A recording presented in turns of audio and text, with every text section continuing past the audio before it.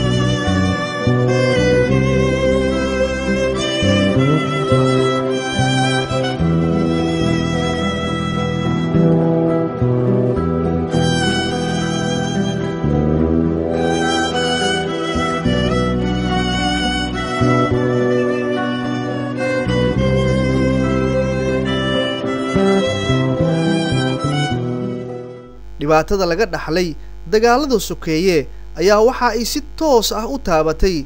dadka birmigeydada ah sida haweenka iyo caruurta taas oo la dhihi karo maanta waa yar yahay qoys Soomaaliyeed oo aysan taabanin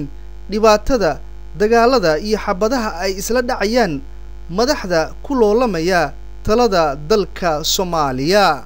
waxaana ay inta badan shacabkii Soomaaliyeed gaar ahaan haweenka iyo caruurta ay noqdeen kuwa ku curyaamoobay dagaalada oo aanan haysanin cid daryeesha oo ka warqabta dhalinyarada Soomaaliyeed ee qurbaha u soo haajiray ayaa qaar badan oo ka mid ah waxa ay ka dhiidhiyeen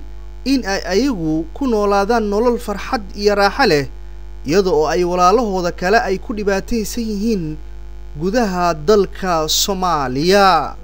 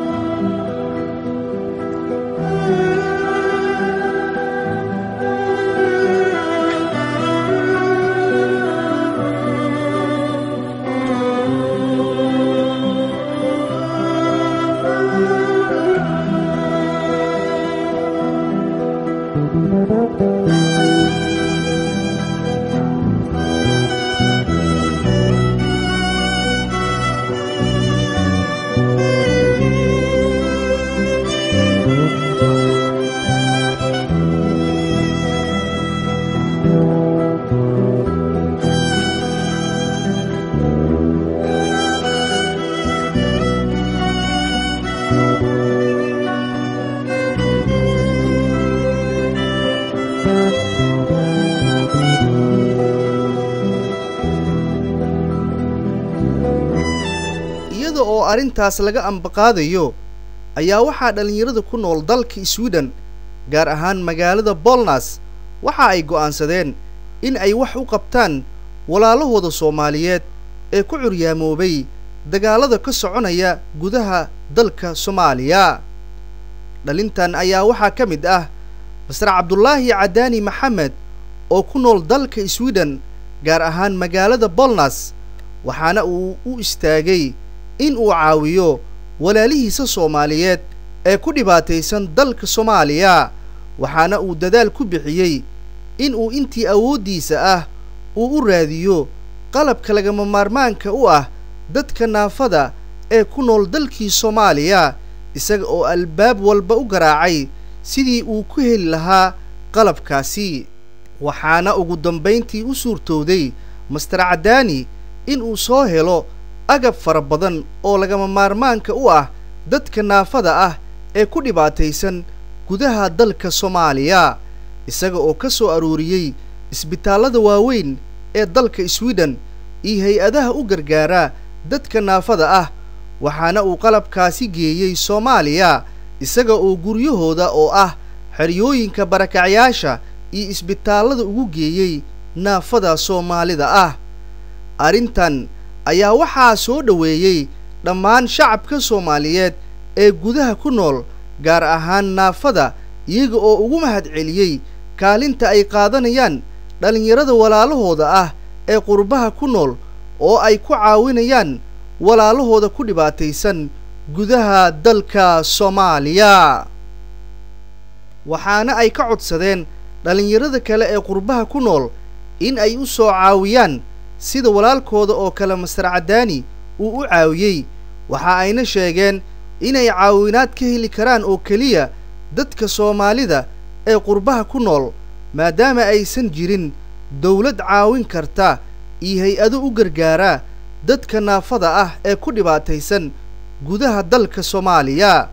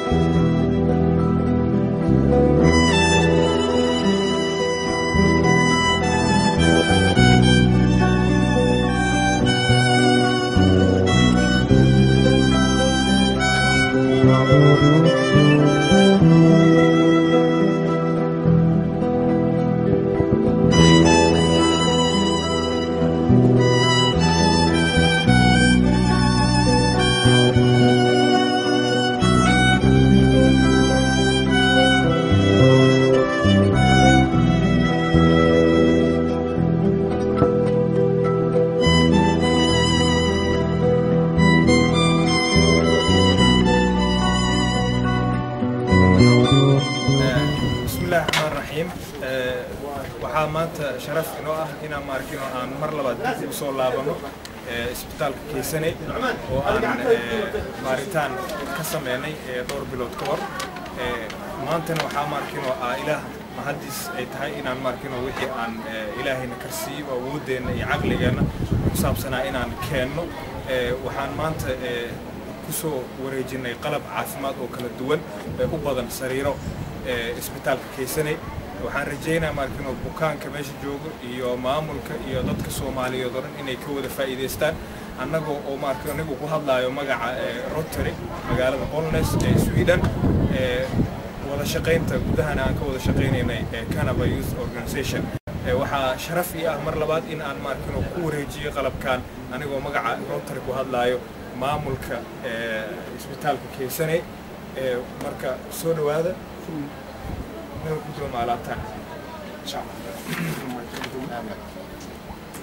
بسم الله الرحمن الرحيم أنا قاعد بهذا يا مجمع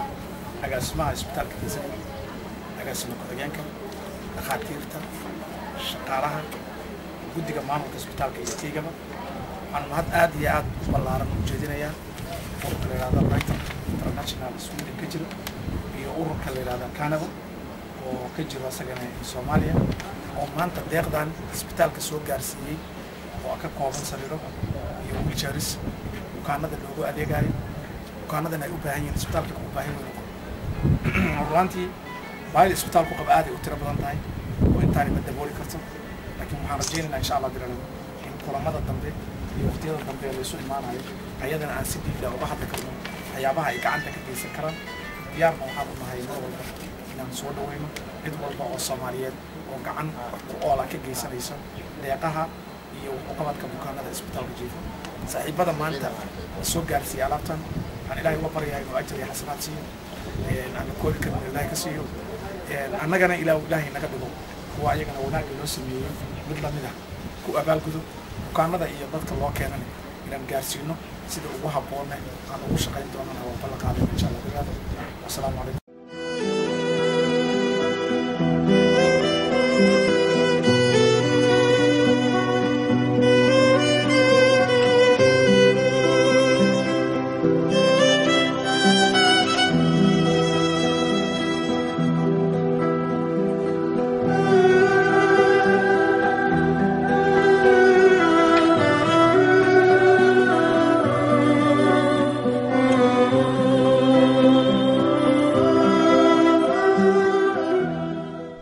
ugu dambeyntii dhalinyarada Soomaaliyeed ee qurbaha ku nool waxaa laga codsanayaa in ay u istaagaan inay caawiyaan walaalahooda Soomaaliyeed ee xabadda iyo abaaraha iyo cudurradu ku haligayaan dalkooda Soomaaliya.